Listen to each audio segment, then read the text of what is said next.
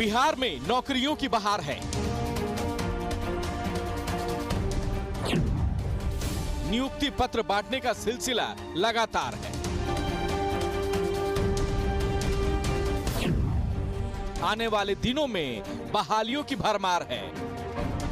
विज्ञान एवं प्रावैधिक विभाग के नवचयनित 281 सहायक प्राध्यापक और पंचायती विभाग के 144 प्रखंड पंचायत राज्य पदाधिकारियों को कुल मिलाकर के 425 पदों पर नियुक्ति के लिए आज तक लोगों को जो दिया जा रहा नियुक्ति पत्र का वितरण किया जा रहा है, ये खुशी की बात है।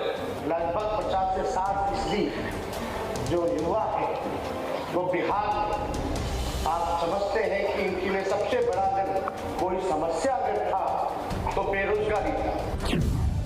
फिर भी नौकरी के लिए प्रदर्शन जोरदार है।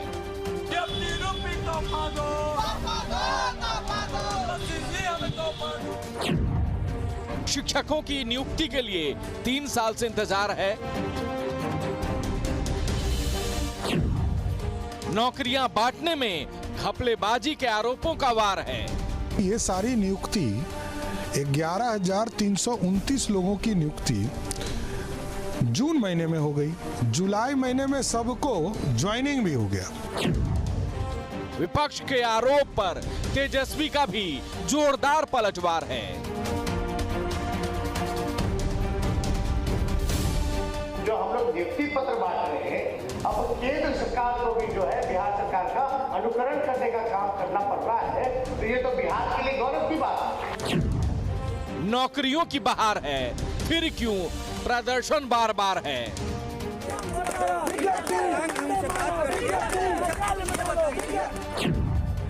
नौकरियों की बहार, सियासत अपरंपार।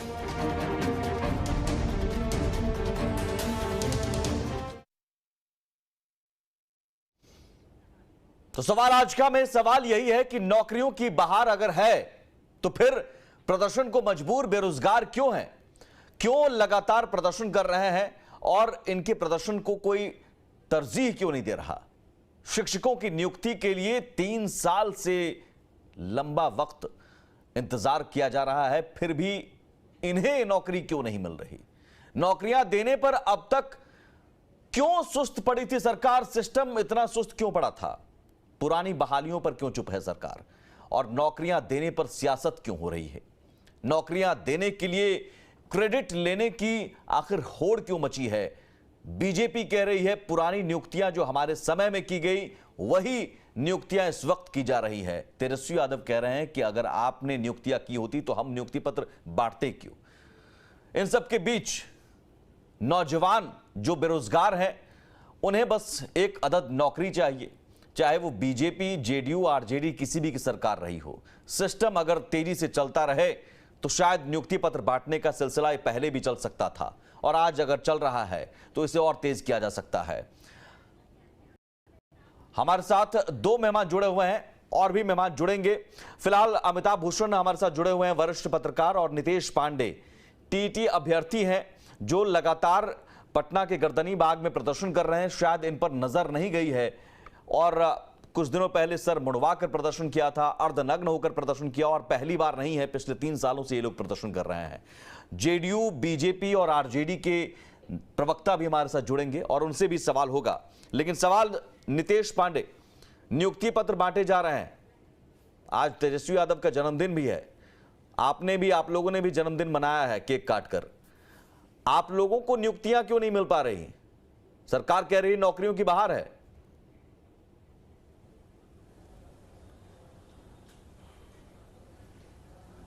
बिल्कुल सर, सबसे पहले तो हम आपका धन्यवाद करेंगे जो आपने हमें अपनी बातों को रखने का मौका दिया अपने पटल पे। और मैं ये बात बता दूं कि ये जो नौकरियों का ढिंढोरा पीटा जा रहा है सरकार की तरफ से, क्या ये 2 महीने पहले की नौकरियां हैं या फिर ये 2014 की नियुक्ति पत्र बांटा जा रहा है? जो भी नियुक्ति पत्र बांटा जा रहा है ये पुरानी नौकरियों का है। और जो बहाली दिया जा रहा है 100-200 का, जो पूरे बिहार के लाखों शिक्षक का रिक्त पद है, उसको क्यों नहीं भरा जा रहा है?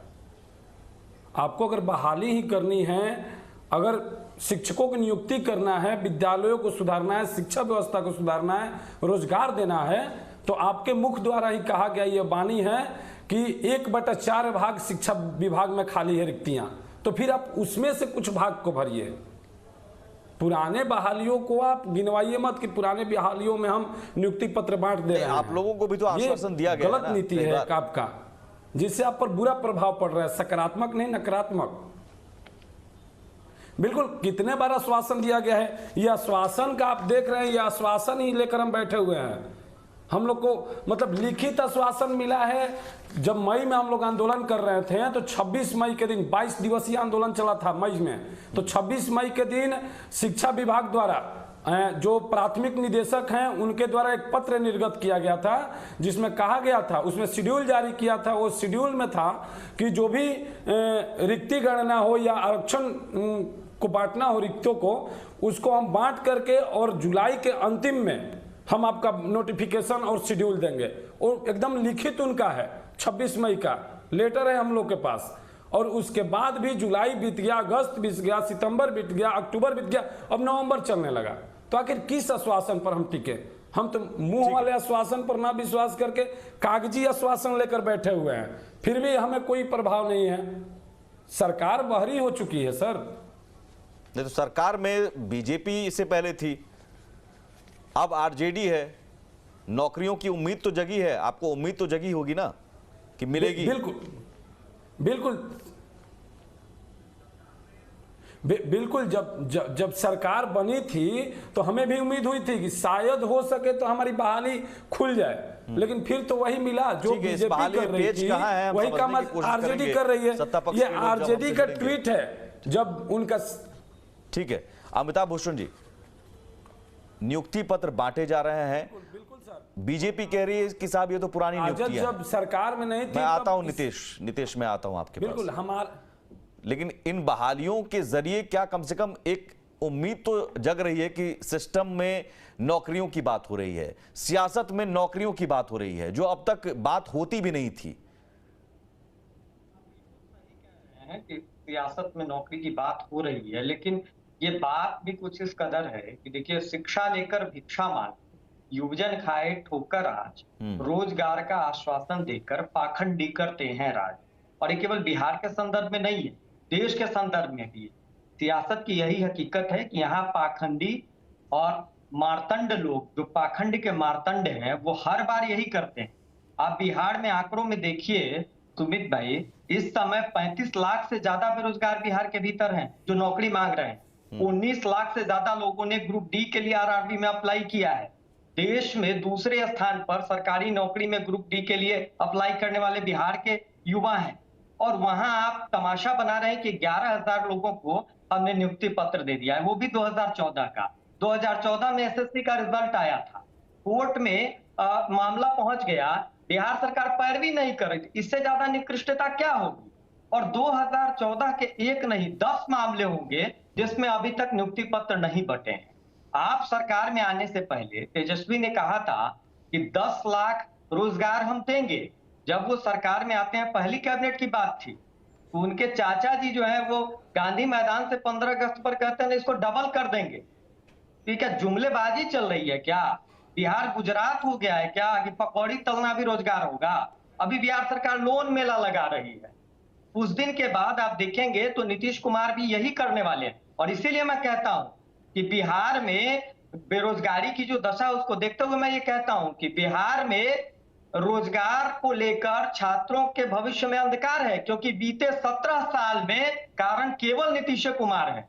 17 वर्षों से मुख्यमंत्री के तौर पर बैठे हैं और रोजगार के लिए चिंता मैं कौन अमिताभ जी करेगा? समझना चाहूंगा कि अगर सिस्टम, आज सिस्टम की बात हुई, सीएम नीतीश कुमार ने खुद कहा कि हम बहाली चाहते हैं लेकिन विभाग तेजी से काम नहीं कर रहा है, सीएम को यह कहना पड़ रहा है।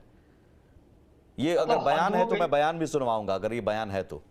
सुमित भाई, ये तो हद हो गई ना। फिर तो सुधाकर सिंह के बयान को ठीक मानना चाहिए कि नीतीश कुमार चोरों के सरदार हैं। नीतीश कुमार, फिर तो ये मान लेना चाहिए ये सिस्टम क्या तेजी से चल सकता है? सिस्टम दौड़ सकता है। देखिए सिस्टम में अगर इकबाल होगा, इन्हीं नीतीश कुमार के 2005 के कार्यकाल को देखिए, पहले कार्यकाल की तुलना आप कर लीजिए, बिहार में कोई भी कर ले या देश में कोई भी कर ले, जिस शासन को लेकर नीतीश कुमार ने सुशासन की छवि बनाई थी, उस शासन का इकबाल क्यों समाप्त हो गया? क्योंकि नीतीश कुमार ने अपनी स्वार्थ लोलुपता में, अपने सत्ता के प्रति जो लोलुपता थी उसकी वजह से उन्होंने सिस्टम का सत्यानाश किया। क्योंकि उनका रोजगार तो रहना चाहिए और बाकी देश में जितने भी नेता हैं, सदन में बैठे हुए लोग हैं, उनका रोजगार चलना चाहिए।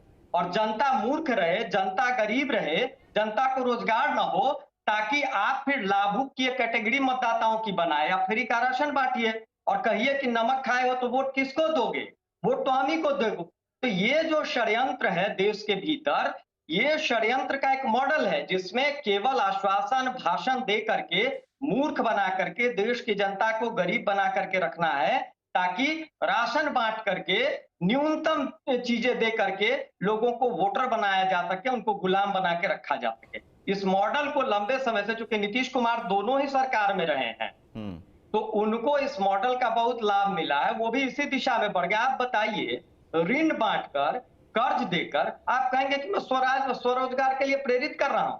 बिहार में सुई की फैक्ट्री तो नीतीश कुमार लगा नहीं पाते हैं। जो लोग पहले से रोजगार कर रहे हैं, या बिहार के जो एस्टेब्लिश रोजगार धंधे थे, मॉडर्न फैक्ट्री से लेकर के जूट मिल से चीनी मिल तक चले जाइए, चंपारण पिछड़ गया क्योंकि चीनी मिल सारी बंद हो गई, गन्ना की फसल हमारे यहाँ बर्बाद हो गई, और नीतीश कुमार कहते हैं हम कर्ज दे रहे हैं, आप रोजगार शुरू करिए। तो पकौड़ा तलने का रोजगार होगा? नहीं, मैं शिक्षक बहाली पर ही अगर आऊं, क्या पेंच आपको लग रहा है? पेंच क्या लग रहा है? देखिए, नियत का पेच है, मंशा का पेच है। हाँ। मुझे लगता है जिस दिन नीतीश कुमार ये निश्चित करेंगे कि मुझे रोजगार करना है, उनकी प्रायोरिटी होगी, तो जो नीतीश कुमार शराब का बोतल ढूंढवाने के लिए पूरे बिहार पुलिस के महकमे को लगा देते हैं, हेलीकॉप्टर से बोतल ढूंढवाते हैं, नीतीश कुमार शिक्षक बहाल नहीं करेंगे और कहेंगे कि आर्थिक व्यवस्था चरमरा गई है। तो सरकार आप हैं, जवाबदेही किसकी? अमिताभ जी, मैं आता हूं। सुनील सिंह हमारे साथ जेडीयू के प्रवक्ता जुड़ गए हैं। सुनील जी, नौकरियां आप बांट रहे हैं, अच्छी बात है, लेकिन उन नौकरियों के बांटने पर सवाल बीजेपी उठा रही है। सवाल ये कि आप साहब पुरानी नियुक्तियों को ही एक तरह से नई नौकरी बताकर बांट रहे हैं। पुरानी नियुक्तियां जो पहले ही पोस्टिंग हो चुकी है, सम्राट चौधरी कह रहे हैं कि ये घपलेबाजी है। देखिए, सम्राट चौधरी जी क्या कहते हैं इस पर मुझे कुछ नहीं कहना है, क्योंकि वो सत्ता जाने की अटपटाहट में कुछ से कुछ एक मुद्दा लेने की कोशिश कर रहे हैं, मुद्दा उन्हें मिल नहीं रहा है। क्योंकि ये मामला इतना बड़ा है कि नीतीश जी ने एक प्रॉमिस किया है 20 लाख रोजगार के बारे में, और आप जानते हैं कि Nitish ji man of words हैं, और जब नीतीश जी जो 20 लाख रोजगार या नौकरियां जो बिहार में देंगे, वो एक ऐसा मॉडल होगा जो पूरे, अगर बिहार का अनुकरण किया जाए तो पूरे देश की बेरोजगारी दूर करेगा। तो पूरा देश भी उस मॉडल को देखना चाह रहा है। उसी क्रम में आए दिन नौकरियां दी जा रही हैं और नौकरियां बाकी अन्य विभागों में पाइपलाइन। अब सुनील जी, लेकिन इस पर एक सेकेंड, हाँ। इस पर अब चूंकि नौकरियां आनी शुरू हो गई, तो हर में कोई एक चीज को, कि मान लीजिए कोई एक आध नौकरी की एडवर्टीजमेंट पहले हुई होगी, मैं उसे तो इनकार नहीं करता, लेकिन इतनी नौकरियां जो आ रही हैं, इतनी नौकरियां जो आएंगी, सबका क्रेडिट वही लेने के लिए है क्या? नहीं, आप सबका क्रेडिट आप ही लीजिए। नीतीश कुमार ही है पिछले 17 सालों से ना, तो सबका क्रेडिट आप ले लीजिए, लेकिन जो नहीं हो रही है उसकी भी उसका भी जवाबदेही तो आपको उसकी लेनी पड़ेगी ना। आपके बगल में नितेश पांडे विंडो में हम चाहेंगे रखें उन्हें, अर्धनग्न प्रदर्शन कर रहे हैं, मुंडन करवा रहे हैं, सर मुंडन करवा के अभी भी गर्दनी बाग में बैठे हुए हैं। तो ये 20 लाख में ये 1.5 लाख जो नौकरियां शिक्षक अभ्यर्थी जो हैं, वो जो पिछले 3 साल से मांग रहे हैं कि साहब आपने आश्वासन दिया, उनकी जगह कहीं है? निश्चित सुमित जी, मैं आपके चैनल के माध्यम से नहीं, नितेश पांडे सुन रहे हैं आपको आज, वो अभ्यर्थी और नितेश पांडे नहीं बल्कि वो लाखों अभ्यर्थी सुन रहे हैं। तो मैं आपके माध्यम से उन लाखों अभ्यर्थी को कह रहा हूं कि नौकरी देने की शुरुआत हो गई है, और जो आप 7वें चरण की विज्ञप्ति की मांग कर रहे हैं, मात्र ये कुछ दिनों की बात है, उस पर भी सरकार पूरी तरह से, शिक्षा विभाग में भी बड़ी संख्या में नौकरी देने। ठीक है, नितेश पांडे बताइए। एक स्वास्थ्य विभाग में केवल 1.5 लाख नौकरियां दी जाएंगी। अब इन सारी नौकरियों में थोड़े धैर्य की जरूरत है, क्योंकि अगर काम करने ठीक है, नितेश पांडे की आवाज कर रहे हैं हम लोग। बोलिए नितेश जी। नहीं सर, आप एक बात यहां बता कर जाइए कि हम कितना दिन इंतजार करें। हम कितना दिन इंतजार करें, सिर्फ इतना कह दीजिए। आप इस चैनल के माध्यम से आप बता दीजिए कि हम कितना दिन इंतजार करें। हम उतना दिन इंतजार करने को तैयार हैं। 3.5 वर्ष से इंतजार कर रहे हैं और कुछ दिन इंतजार कर लेंगे। आप खुलासा कीजिए कितना दिन। पिछले आप शासन जब एनडीए में थे आप, उस समय से आप लोग को सुन रहे हैं कि शीघ्र बहाली आ रही है। जब आपके शिक्षा मंत्री जी थे विजय चौधरी जी, उस समय भी बोला जा रहा था कि फरवरी में आएगा, मार्च में आएगा, अगस्त में आएगा। तो आखिर आप आज खुलासा करके जाइए यहां से कि आखिर हमारी बहाली किस दिन आएगी। हम इंतजार करने को तैयार हैं, आप डेट बताइए।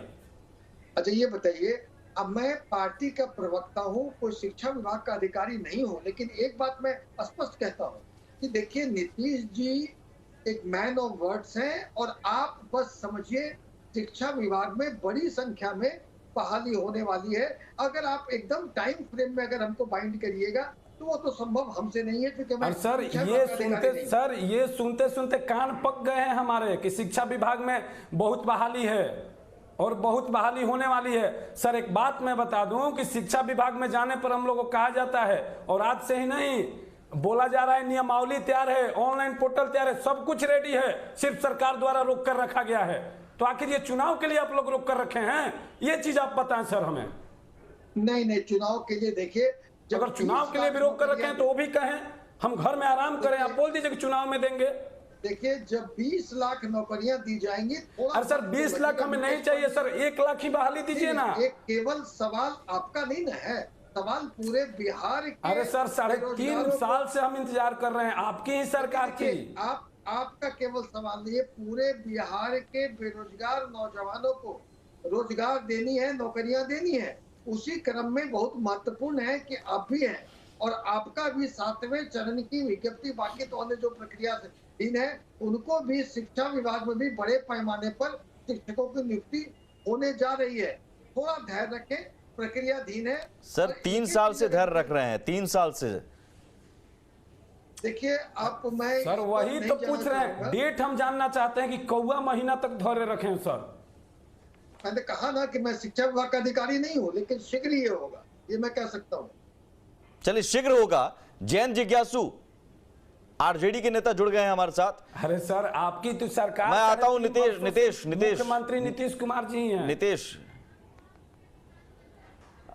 आरजेडी के नेता जयंत जिज्ञासु भी जुड़ गए हैं। जयंत जी, आप छात्र नेता और छात्रों के हित की बात करने वाले, युवा उप मुख्यमंत्री भी हैं। नौकरियों की बात हो रही है, नौजवानों को कुछ नहीं चाहिए। एक पुराना गाना है जिससे ही मैंने शुरुआत की आज शो की, कि एक नौकरी का आदत, नौकरी का तलबगार हूं मैं, कुछ और मांगू तो गुनहगार हूं मैं। अब वो नौकरी मांग रहे हैं, आप कह रहे हैं नौकरी साहब हम दे रहे हैं, नौकरियों की बहार हमने ला दी है। उन नौकरियों की बहार के बावजूद अगर गर्दनी बाग में नितेश पांडे जैसे हजारों अभ्यर्थी प्रदर्शन करने को मजबूर हैं, बीजेपी अगर आरोप लगा रही है, चलिए उस आरोप को हम साइड रखते हैं, उस आरोप पर हम आते हैं, बीजेपी के जब प्रवक्ता जुड़ेंगे तब। लेकिन अभी तो उन अभ्यर्थियों की बात कर लें। अगर नौकरियों की बहार है तो ये अभ्यर्थी प्रदर्शन करने को मजबूर क्यों हैं? क्यों प्रदर्शन कर रहे हैं? फिर तब तो इन्हें भी मिलना चाहिए ना कि भाई हाँ मुझे भी नौकरी मिलेगी। क्यों सर मुड़वा कर बैठ रहे हैं, अर्धनग्न होकर प्रदर्शन कर रहे हैं? जी, ऐसा है कि पूरे बिहार में अलग अलग महकमे में जहां कहीं भी रिक्तियां हैं, उन सब को लेकर सरकार बहुत संजीदा तरीके से पहले दिन से ही इस बात को लेकर फिक्रमंद है कि हम उन सभी रिक्तियों को भरें और हर विभाग में भरें। शिक्षा विभाग महत्वपूर्ण विभाग है और हम यह मानते हैं कि जो शिक्षक और छात्र का अनुपात है वह संतोषजनक नहीं है, सिर्फ बिहार नहीं पूरे देश के अंदर। तो जो जितने पोस्ट हो सकते हैं हम समझते हैं कि वह भी नाकाफी है। और यह तो रही स्कूली शिक्षकों की बात।